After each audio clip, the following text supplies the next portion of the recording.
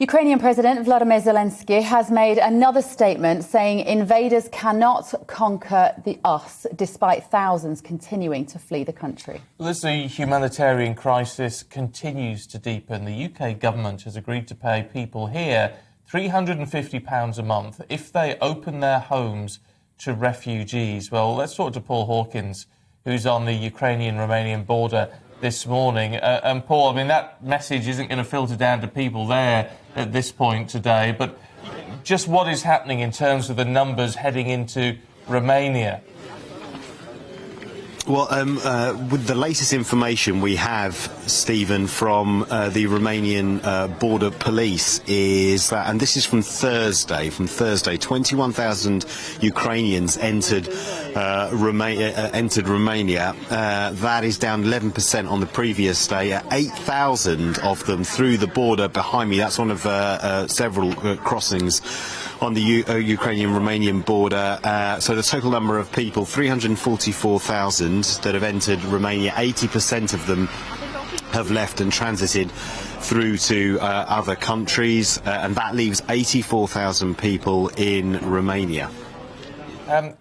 So, I mean, it's a lot of people heading in, as we know, and certainly Poland has seen millions head over the border now. But what about smaller countries, places like Moldova? Because, I mean, there's real concern, isn't there, that they just can't cope with the influx?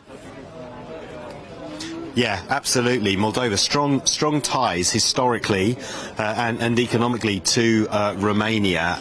The Moldovan Foreign Minister, Sighetu Marmatiei, has said that the situation there is at breaking point. 100,000 Ukrainians are currently staying in Moldova. Now, that's obviously small in terms of overall numbers when you compare it to other countries, but that represents a 4% increase, in the population of Moldova in 2 weeks. Moldova, a very poor country, not a member of the EU, not a member of NATO. They are really struggling over there with the influx of refugees. Poland as well, we have to say as well, you know, finding it a little bit difficult as well. 1 million refugees are in Poland out of the 1.6 million that have transited into the country. That means Poland's population has gone up by 2% in just 2 weeks. So the humanitarian situation here is really having an impact on Ukraine's neighbours, and we should also add that Moldova as well, very, very, very nervous about Russian activity in Ukraine.